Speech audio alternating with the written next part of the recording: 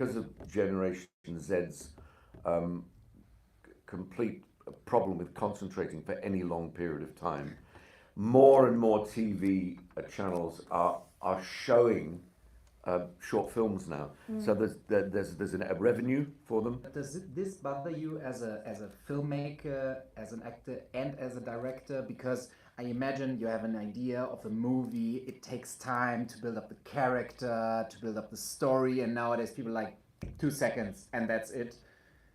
No, I like. Isn't that a conflict? No, I like the 2 seconds. You like that? Yeah. Okay. No, I mean, people come to me with scripts.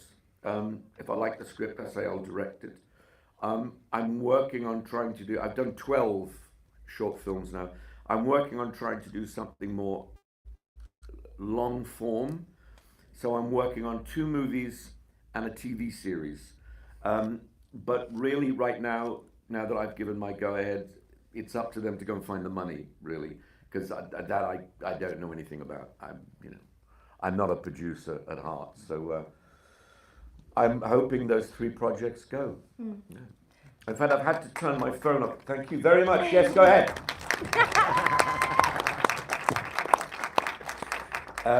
I had to turn my phone off because the 3 people involved in the 3 projects have been tinging me all day, asking me questions about how they can answer certain stuff. So I'm hoping that'll all occur at the beginning of next year.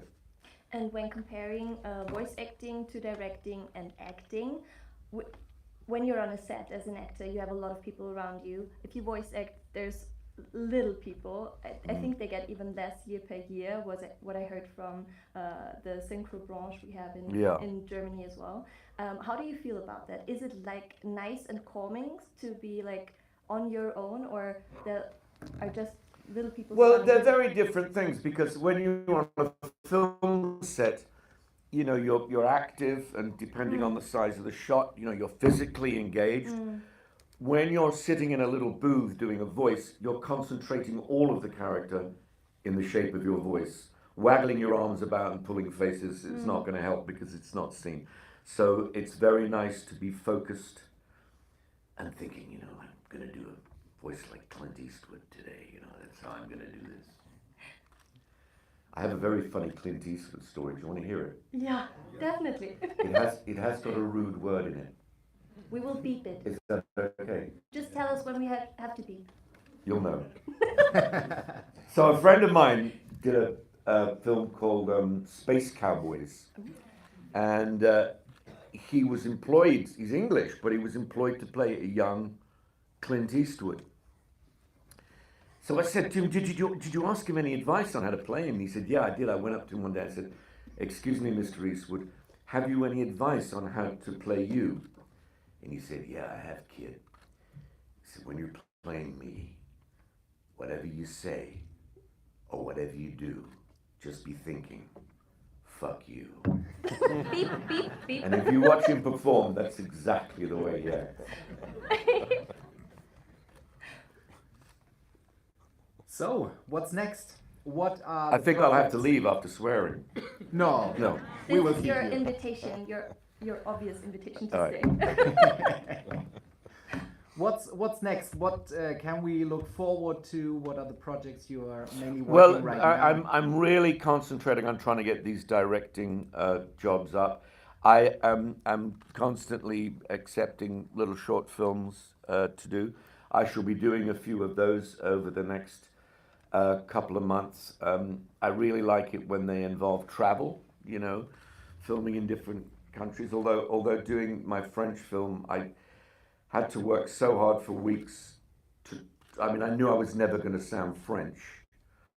I was always going to sound like an Englishman who spoke really good French, but I wanted to sound like that.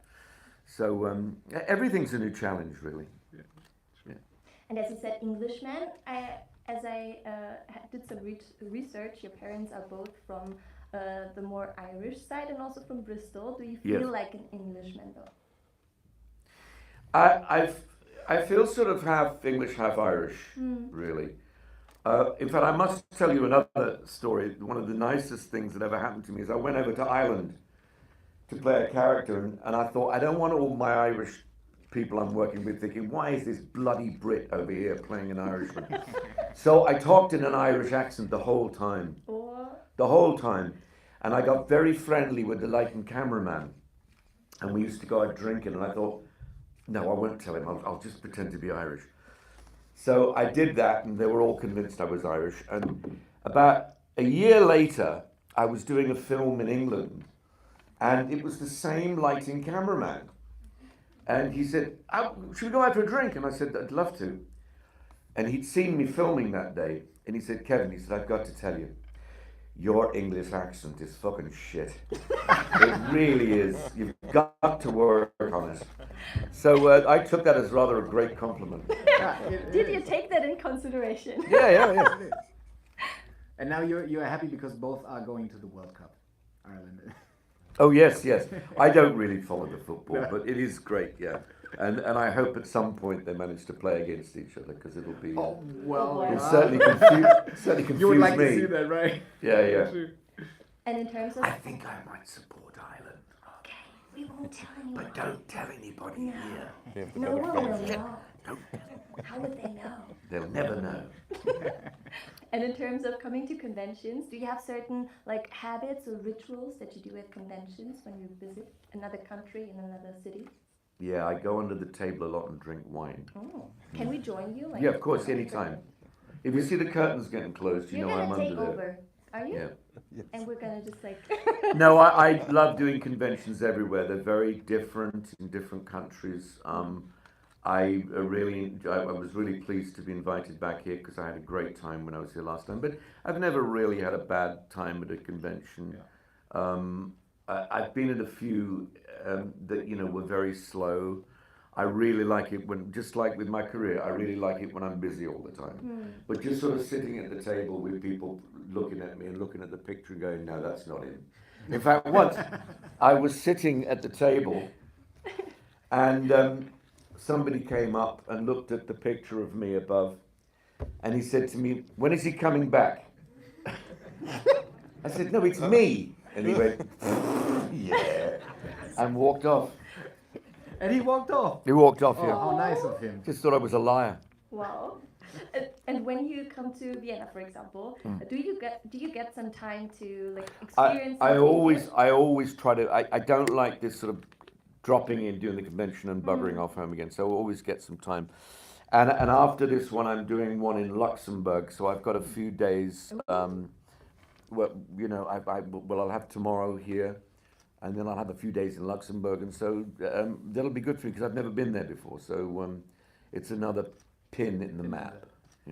I mean, you've seen a lot. Would you select one of your favorite places to be from what you've seen? Well, not really, because everywhere has something different to offer. I mean, I suppose I have been lucky enough to do things like do conventions in South Korea and China. So to go to those and St. Petersburg, I did an extraordinary one in St. Petersburg. So, those places that are very different. But, I've been all over Europe for 50 years, so it just feels like home, all of it. Just feels Europe is home. And during your travels at all the conventions, do you also like get to see other people of the casts as well? Sadly, yes. Or meet up? Yeah. Give us the tea. Yeah. Just diluting my money. No, I do see a few of the members of the cast. But also, I now have friends who I think, when did I work with them? And I think, oh no, I didn't. I just see them at conventions all the time.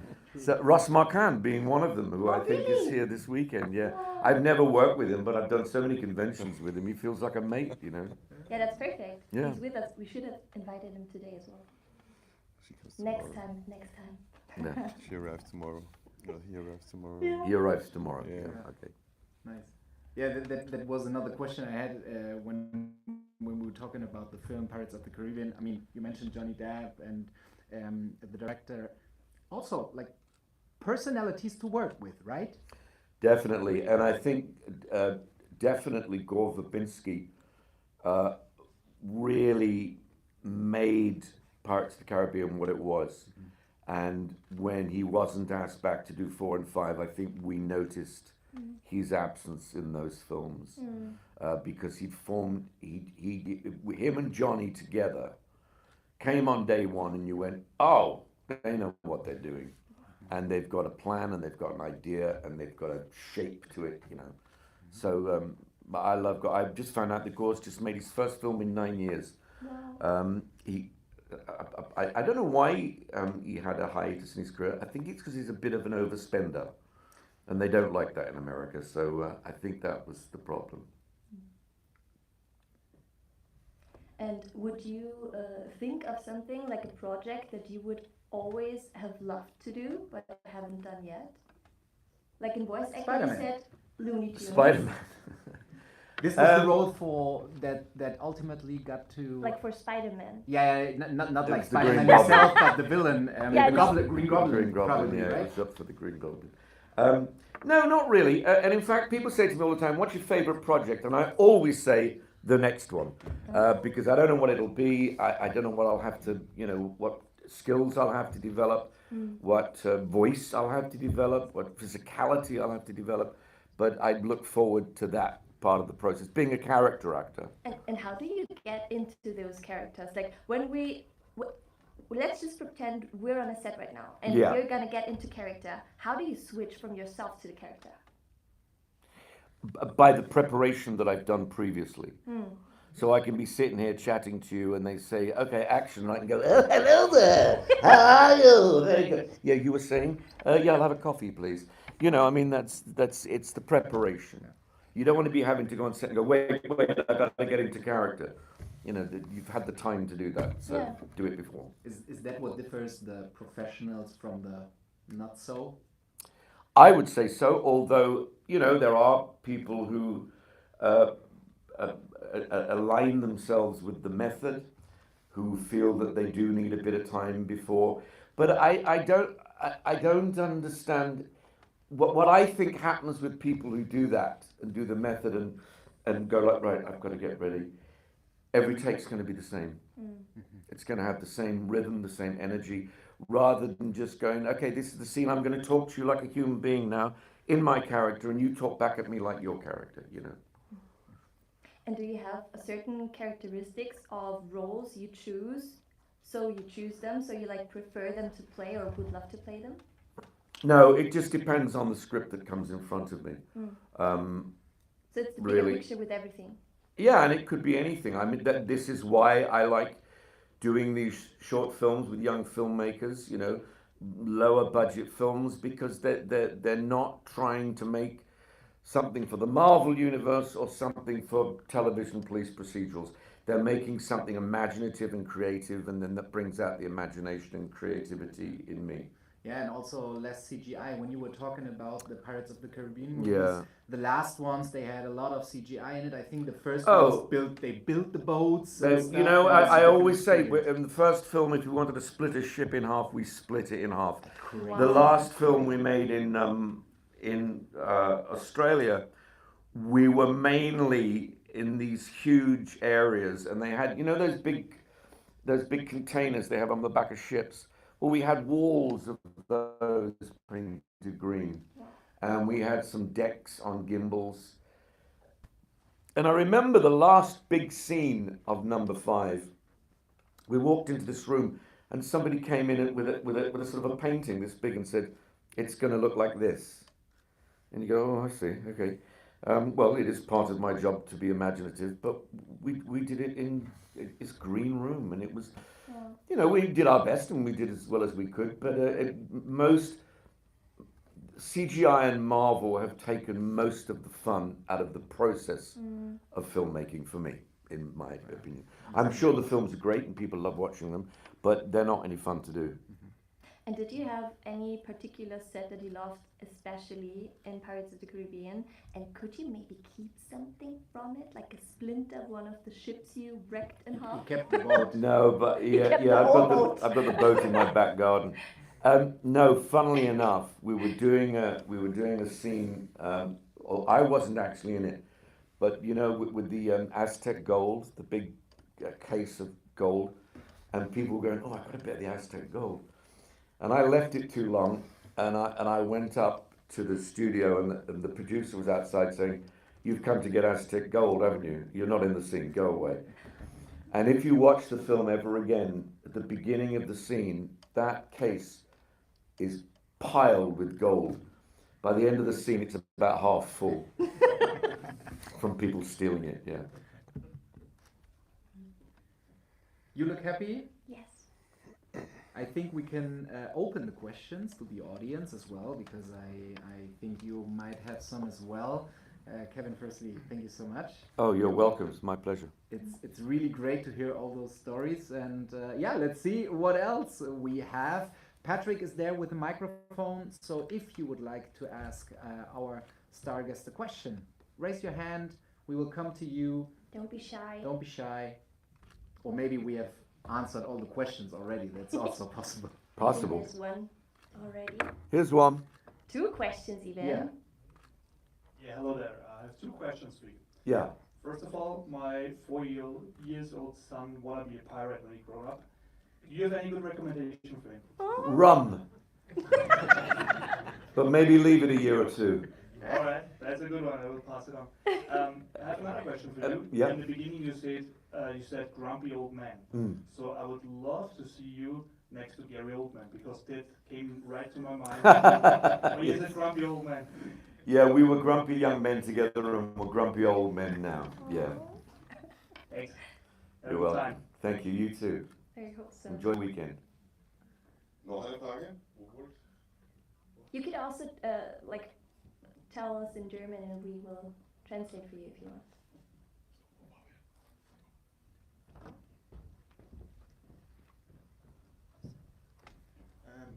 And thank you for coming.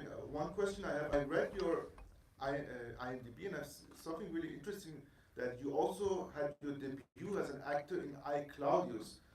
That's a really wonderful show, and how was it for you playing in that TV series, which I believe is very underrated, and I'm starting to watch it again. So many wonderful Well, actors. it's very interesting you should bring it up, because the world that I did go into when I talked to my students was studio drama, a lot of it not very good. I, Claudius is the only TV series that I know of made in the 70s in a studio that is still repeated on British television today. Herbie Wise, the late great Herbie Wise, even made some of the scenes look like exteriors. They made them look like films.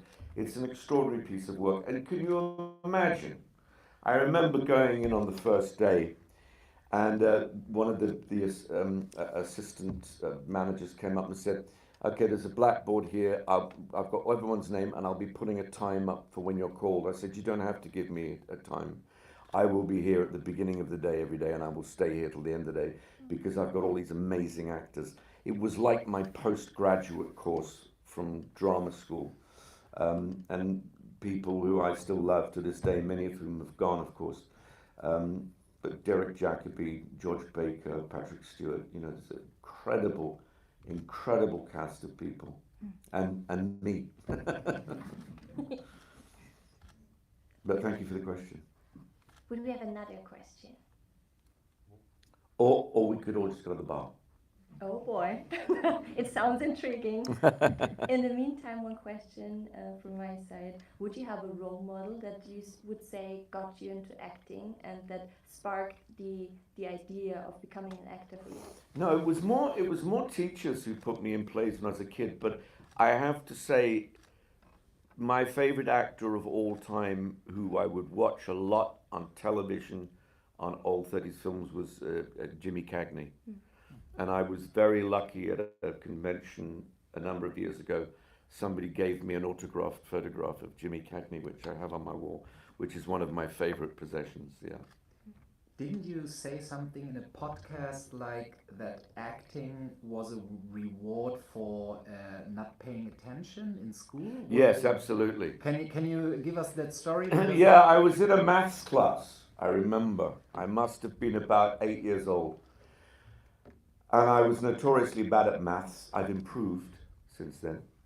I have to count the money, you know. So The piles yeah. and the gold. So I wasn't paying attention, and I noticed the teacher, where everyone else was, you know, scribbling away their answers. 4 and 4 is 7, and all that sort of stuff.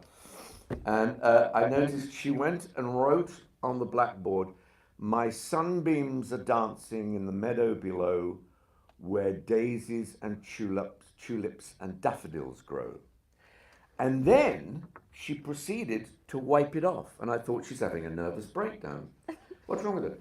And she said, "Okay, class, can anybody tell me what I just wrote on the blackboard?" And I said, "Yeah. My sunbeams are dancing in the meadow below, where daisies and tulips and buttercups grow." She said, "Great, you've got the lead in the school play." So, and then when I did the school play, my mother came to see it and bought me a comic book, which we had in England called the Beano, and a Mars bar. And I thought, so I don't pay attention, I get the lead in the play, and I get a comic and a chocolate bar. It's the career for me right now. And you enjoyed the play, like genuinely? Yeah, it was great. Yeah. I played the sun in the Harvest Festival. Wow. Because my sunbeams were dancing on the meadow below. Some poor bugger got the role of tulips and daffodils. Yeah, nothing. I'm having the lead. Thank you. Oh, there's another question. One more question, yeah. I wanted to ask, what do you think about AI? I don't want to have to start swearing again. I made sure a number of years ago that whenever I get a contract, I insert a paragraph saying you cannot and will not use my voice or my image without my permission and payment. It's a little bit like CGI. You know, when CGI started out, I remember there was an advert of a frog turning into a snail, and it was a real frog and a real snail.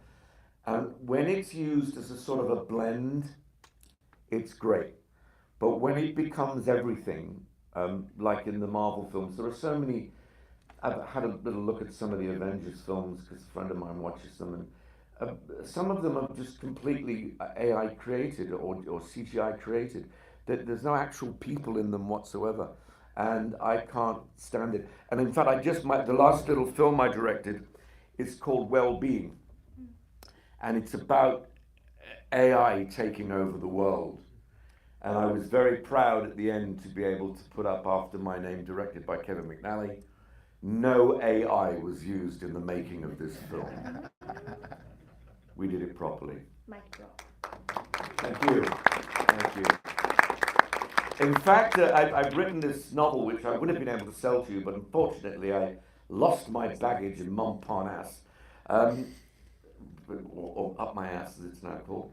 I want to eventually, if I can get my directing feature film career off the ground, I want to make that set in space, science fiction. But I want to try to find all the assistants for all the great guys from the 60s and the 70s who did 2001 and Alien and did everything with models. And I want to try to find all those guys and say, okay, we're going to shoot this in the studio, on wires, beautiful models, and none of that CGI crap. Which just makes me a grumpy old man. So one really last question before we start to show the screening of the movie. Thank you. So I was wondering, what's your fondest memory during the time when you were working on Pirates of the Caribbean? And also, could you tell a funny story during that time? Yeah, they're both the same story. The first night I worked with Johnny Depp, it was me, Johnny, Orlando Bloom, and little Marty Kleber on this tiny little ship, and we were going to do this scene. It was going to be in storm, rain, hail, everything, and they had what they call dumper buckets that dump 24 gallons of water on you.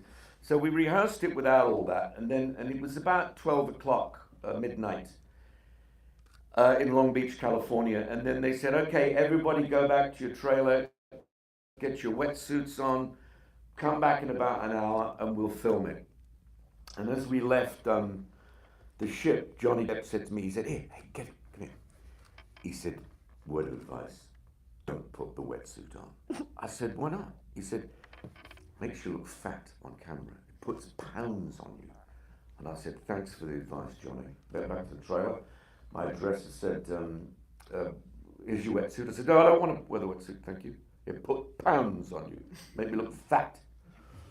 And so an hour later we were called onto the set, and I walked up and I saw Johnny, and he said, here, did you put your wetsuit on? I went, no.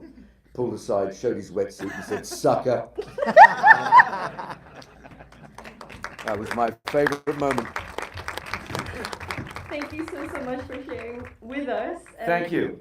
And for being here with us. And I look forward to the weekend. Yeah, really, we as well. And then we're gonna start soon with our. Or do we take a last question? Would you want to? I think there was one last question In the back there? in the back. Yeah, go on.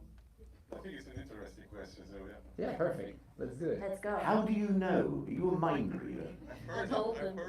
Oh, I see. Hi Kevin, I wanted to know, last time you were in Vienna, I got your book signed, Sons of Soul, and I wanted to know if you're planning on writing another book. Well, yes, there is a sequel because it very much demands a sequel.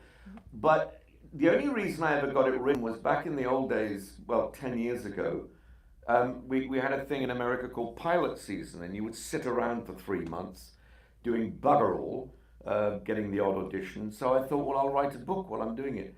Since then, I haven't had that amount of time to put aside and write a book. But if I do, you know, become in any way unable to work, or disabled, or break a leg, if I have 3 months free, I will be writing the sequel to the book. Or taking some time off. Sorry, I don't understand that phrase whatsoever. We're both self-employed, so we get you. Yeah, exactly. Now, when that job turns up, you can't say, no, I can't, I'm writing a novel. That sounds fancy, Ooh, though. fancy. Doesn't it? So we meet Kevin at the bar, or if you would like, we have the Pirates of the Caribbean movie. We do a short break of 5 minutes. There's a bar here. I guess so. Brilliant. Don't watch that shit. I've heard it's run for free. What's your go-to drink, though? Rosé wine. Oh, yeah. Really? Rosé all day. Yeah? Yeah. Okay, we're gonna join in. Great, can't wait. Perfect. Kevin, see you at the convention. Yeah, I'm looking forward to it. I'll see you all. Thank you very, very much for coming to see me. Kevin McNally. Thank you, Patrick. Don't Thank forget you, your Laura. phones. And I think we're gonna take some more pictures as well. Yes, Agree? absolutely. So Thank you if so you much, wanna- guys. Press Maybe photo a- for the team. Yeah, perfect.